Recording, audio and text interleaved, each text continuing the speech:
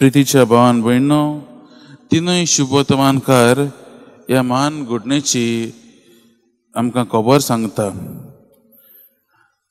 आनी ह्या घडणेची खबर सांगचे पयलीं मोगाच्या भावान भयणो, आमकां पयलें कितें जालें तें कळोंक जाय.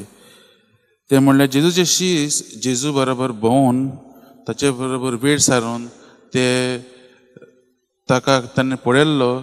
तरी आसतना तांचे मनांत एक प्रश्न आसा, तो म्हणल्यार हो राबाय कोण, हो जेजू कोण जाका आमी आमचें आख्खें जिवीत जोडलोलें आसा. हो मसाया कोण काय म्हण ते तांच्या मनांत तो प्रश्न आसलो. आनी ताकाच लागून मोगाच्या भावान भयणो थोडे दीस फाटीं जेजू तांचे लागीं विचारता, म्हाका लोक कोण सोदतात? आनी शीस म्हणटात तुका लोक जुआंव बावतिस्त आनी दुसरे प्रवादी म्हूण लेखतात. पूण जेजू तांकां आनी एकदां विचारतात, तुमी म्हाका कोण सोदतात? आनी तांच्या सगळ्यां मदलो पेद्रू सगळ्यांच्या वतीन उलयता. तो म्हणटा, तूं क्रिस्त जिव्या देवाचो पूत. आनी मागीर जेन्ना जेजू तांकां सांगता की ताचें मरण कशे भाशेन जातलें तें ताका जेजू जाल्ल्या गेल्या उपरांत धरून वयतले बी, तेन्ना पेद्रू परतून उठ्ठा आनी म्हणटा, सायबा हें तुका केन्नाच करूंक दिवचें ना आनी हें करूंक नजो. आनी जेजू ताका असलो एक जबाब दिता जो पेद्रून घडये अदमाशिल्लो नासलो घडये. जेजू म्हणटा, खोडसो सुयतना फाटीसो सुयतना तूं म्हज्या ह्या मिसावांत एक आडकूड कशी म्हण हो जबाब दिता. आनी मोगाच्या भावान तेन्नाच ह्या शिसांक हें कांयच कळना, तांच्या मतींत हें कांयच समजना. तांकां जेजू कितें उलयता तें आजून समजना. ताकाच लागून 8 दिसां उपरांत लुकाचो शुभ वर्तमान आमी आयकतात. 8 दिसां उपरांत जेजू तांकां ह्या दोंगरार मागण्या करूंक घेवन वता आनी थंय तो आपली महिमा ह्या शिसांक दाखयता. मोगाच्या भावान भयणो,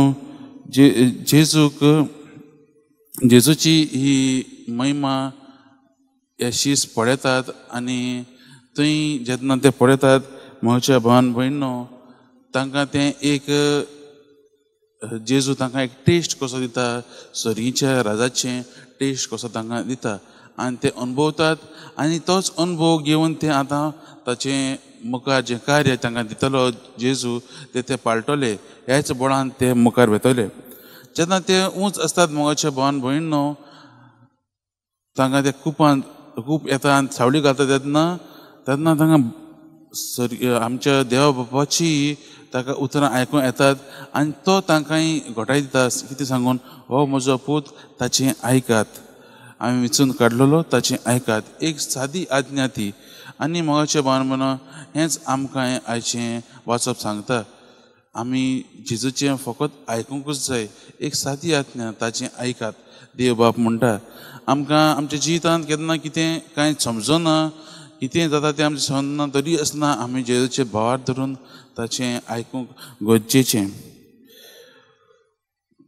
मोगाच्या भावान भयणो, हो एक बरो वेळ ह्या शिसांक जाणू जावंक, तांच्या प्रश्नाचो जबाब ते सोदताले तो तांकां मेळटा. हो राबाय कोण, तो तांकां तो जबाब हांगा मेळटा जेन्ना ते जेजूची महिमा पळयतात तेन्ना. पूण तरी आसतना तांचे आनीक एक प्रश्न तांच्या जिवितांत आसा, तो म्हणल्यार तो तांकां फकत ते समजतले आनी मानून घेतले जेन्ना जेजूचे कोश्टा मरना उपरांत. म्हणजे हो मसाया, हो राबाय कसलो मसाया, कसलो ताचें कार्य कसलें तें तांकां फकत जेजूच्या मरणाच्या आनी पुनर्जीवना उपरांतूच समजतलें आनी ताणें मानून घेवंक गरजेचें आसलें.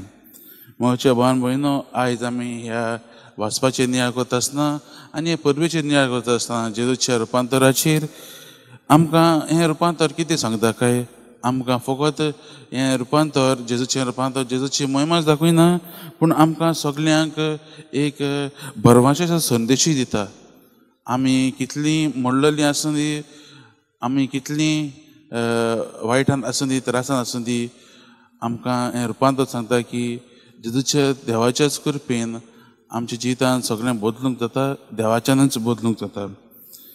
आमकां हें आयचें फेस्त आमकां आपयता दुसऱ्यांक रुपांतर जावंक. रुपांतर फकत जेजूंचेंच न्हय पूण आमकांय करूंक आपयलां. आमकांय आमच्या जिवितांत बदलणी करूंक आपयल्लें आसा. पातकांच्या जिवितांतल्यान तें आमकां कुरपेचें जिवीत जियोंक तें आपयता. भिरांतेंत जेन्ना आमी जियेता तेन्ना तें भिरांत सोडून आमी भावार्थान जियोंक आमकां आपयता. आयज मोगाच्या भावान भयणीनो, रुपांतर आमी आमच्या जिवितांत जियोया. कशे भाशेन आमी आमच्या दर दिसा मागण्यांतल्यान देवा लागीं संबंद घडोवन आमी दर दिसान आमचें पवित्र पुस्तक वाचून जेजूचें आयकून आनी ताच्याच उजवाडान चलून ताचोच उजवाड दुसऱ्यांक पडजोवन आमी जेजूचें रुपांतर जावया.